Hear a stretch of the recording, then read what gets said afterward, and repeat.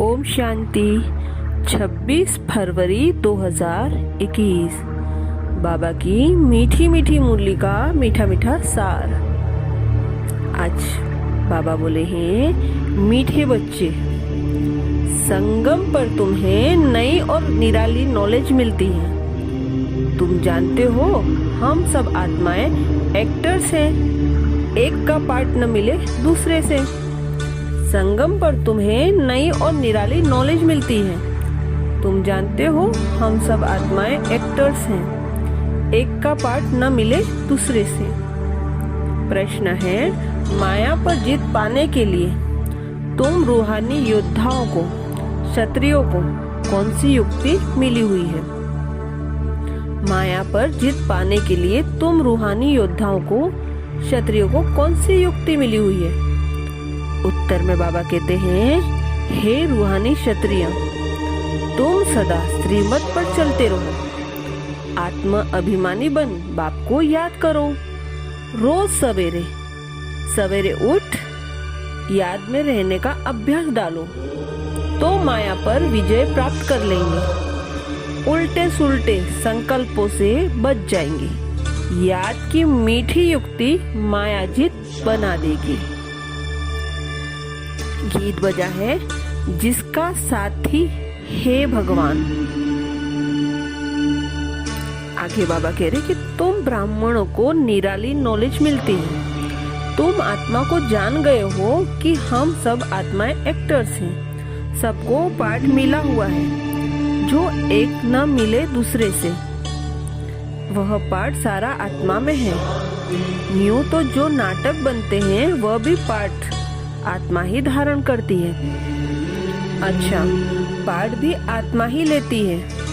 आत्मा ही कहती है, मैं गवर्नर हूँ, फलाना हूँ, परंतु आत्म अभिमानी नहीं बनते। सतयुग में समझेंगे कि मैं आत्मा हूँ। एक शरीर छोड़ दूसरा लेना है। परमात्मा को वह कोई नहीं जानते। इस समय तुम सब कुछ जानते हो। शूद्रों और देवताओं से तुम ब्राह्मण उत्तम हो। इतने ढेर ब्राह्मण कहाँ से आएंगे? जो बनेंगे, लाखों आते हैं प्रदर्शनी में। जिसने अच्छी तरह समझा, ज्ञान सुना, वह प्रजा में बन जाएंगे। एक एक राजा की प्रजा बहुत होती है। तुम प्रजा बहुत बना रहे हो। प्रदर्शनी प्रोजेक्टर से कोई समझकर अच्छे भी बन जाएंगे। सीखेंगे, योग लगाएंगे, अभी वह निकलते जाएंगे। प्रजा भी निकलेगी। फिर साहूकार, राजा, रानी, गरीब आदि सब निकलेंगे। प्रिंस प्रिंसेस बहुत होते हैं। सतयुग से त्रेता तक प्रिंस प्रिंसेस बनते हैं। सिर्फ 8 व 108 तो नहीं होंगे, लेकिन अभी सब बन रहे हैं। तुम सर्विस करते रहते हो। यह भी नथिंग। तुमने कोई फंक्शन किया, यह भी नहीं बात। अनेक बार किया। फिर संगम पर यह धंधा करेंगे। और क्या करेंगे? बाप आएंगे पतितों को पावन बनाने। इसको कहा जाता है वर्ल्ड की हिस्ट्री ज्योग्राफी। नंबरवार तो हर बात में होता है। तुम्हारे में जो अच्छा भाषण करते हैं, तो सब कहेंगे कि इनसे बहुत अच्छा भाषण किया। दूसरे का सुनेंगे तो भी कहेंगे कि पहले वाले अच्छा थे। तीसरे फिर उनसे तीखे होंगे तो कहेंगे उनमें भी तीखे हैं। हर बात में पुरुषार्थ करना होता है कि हम उनसे ऊपर जाएं, होशियार हो जाएं। वह जट हाथ उठाएंगे। आगे बाबा कह रहे हैं, इस समय तुम सब रूहानी क्षत्रिय योद्धे हो। लड़ाई के मैदान में आने वाले को क्षत्रिय कहा जाता है। तुम हो रूहानी क्षत्रिय। बाकी वह है जिस्मानी क्षत्रिय। उनको कहा जाता है बाहुबल से लड़ना झगड़ना। शुरू में मल्ल युद्ध होती है। बाहों आदि से आपस में लड़ते थे, फिर विजय को पाते थे। अभी तो देखो, बॉम्ब्स आदि बने हुए हैं। तुम भी क्षत्रिय हो, वह भी क्षत्रिय है। तुम माया पर जीत पाते हो। श्रीमत पर चल। तुम हो रूहानी क्षत्रिय। रूह ही सब कुछ कर रही है। इस शरीर की कर्मेंद्रियों द्वारा रूह को बाप आकर सिखलाते हैं, बच्चे मुझे याद करने से फिर माया खाएगी नहीं। तुम्हारे विकर्म विनाश होंगे और तुमको उल्टा सुल्टा संकल्प नहीं आएगा। बाप को याद करने से खुशी ही रहेगी। इसलिए बाप समझाते हैं कि सवेरे उठकर अभ्यास करो। बाबा आप कितने मीठे हो। आत्मा कहती है बाबा, बाप ने पहचान दी है, मैं तुम्हारा बाप हूँ। तुमको सृष्टि के आदि मध्य अंत की नॉलेज सुनाना आता हूँ। यह मनुष्य सृष्टि का उल्टा जाड़ है। यह वैरायटी धर्मों की मनुष्य सृष्टि है। इसको कहा जाता है विराट लीला। बाप ने समझाया है कि इस मनुष्य झाड़ का बीज हूँ। मुझे याद करते हैं।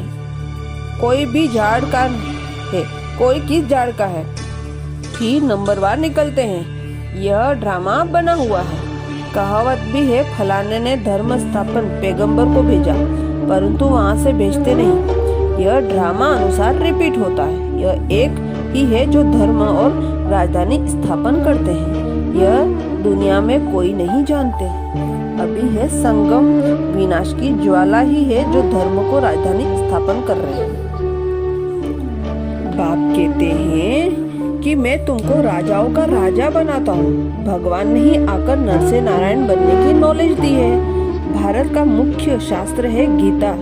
गीता कब रची गई यह जानते नहीं। बाप कहते हैं कल्प कल्प संगम पर आता हूँ। जिसको राज्य दिया था वो राज्य गवाकर फिर तमोप्रधान दुखी बन पड़े हैं। रावण का राज्य है। सारे भारत की ही कहानी है। भारत ऑलराउंडर और तो सब बाद में आते हैं। बाप कहते हैं तुमको 84 जन्मों का राज बताता हूँ। 5000 वर्ष पहले तुम देवी देवता थे। तुम अपने जन्मों को नहीं जानते हो। हे भारतवासियों, बाप आते हैं अंत में। आदि में आए तो आदि अंत का नॉलेज कैसे सुनाए। सृष्टि की वृद्धि नहीं हुई तो समझेंगे कैसे। वहाँ तो नॉलेज की दरकार नहीं। बाप अभी संगम पर नॉलेज देते हैं। नॉलेज फुल है ना, जरूर नॉलेज सुनाते हैं। अंत में आना पड़े। आदि में तुमको क्या सुनाएंगे, यह समझने की बातें हैं। भगवान उवाच कि मैं तुमको राजयोग सिखाता हूँ। यह यूनिवर्सिटी है पांडव गवर्नमेंट की। अभी है संगम। यादव, कौरव और पांडव, उन्होंने बेड सेनाएं दिखाई हैं। बाप समझाते हैं यादव कौरव विनाश काले विपरीत बुद्धि, एक दो को गाली देते रहते हैं। बाप से प्रीत नहीं है, कह देते हैं कुत्ती बिल्ली सब में परमात्मा है। बाकी पांडवों की प्रीत बुद्धि थी। पांडवों का साथी स्वयं परमात्मा था। पांडव माना रूहानी पंडे, वह है जिस्मानी पंडे। तुम हो रूहानी पंडे। अच्छा, धारणा के लिए मुख्य सार है। फर्स्ट पॉइंट, आत्म अभिमानी बन। इस बेहद के नाटक में हीरो पार्ट बजाना है। हर एक एक्टर का पार्ट अपना अपना है, इसलिए किसी के पार्ट के रीस नहीं करनी है। आत्म अभिमानी बन। इस बेहद नाटक में हीरो पार्ट बजाना है। हर एक एक्टर का पार्ट अपना अपना है, इसलिए किसी के पार्ट में रीस नहीं करनी है। सेकेंड पॉइंट है, सवेरे सवेरे उठकर अपने आप से बातें करनी है। अभ्यास करना है, मैं इस शरीर की कर्मेंद्रियों से अलग हूँ। बाबा आप कितने मीठे हो। आप हमें सृष्टि के आदि मध्य अंत का ज्ञान देते हो। सवेरे सवेरे उठकर अपने आप से बातें करनी है। अभ्यास करना है, मैं इन शरीर की कर्मेंद्रियों से अलग हूँ। बाबा आप कितने मीठे हो। आप हमें इस सृष्टि के आदि मध्य अंत का ज्ञान देते हो। वरदान, सदा देह अभिमान व देह की बदबू से दूर रहने वाले इंद्रप्रस्थ निवासी भव।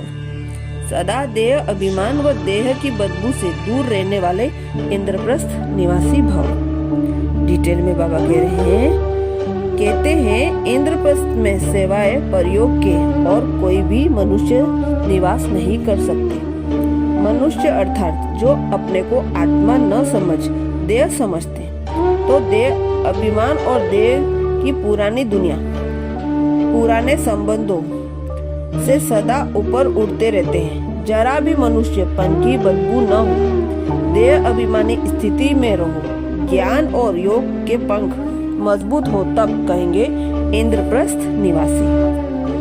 स्लोगन है, अपने तन मन धन को सरल करने व सर्व खजानों को बढ़ाने वाले ही समझदार हैं। अपने तन मन धन को सफल करने व सर्व खजानों को बढ़ाने वाले ही समझदार हैं। शुक्रिया बाबा, शुक्रिया। अच्छा, ओम शांति।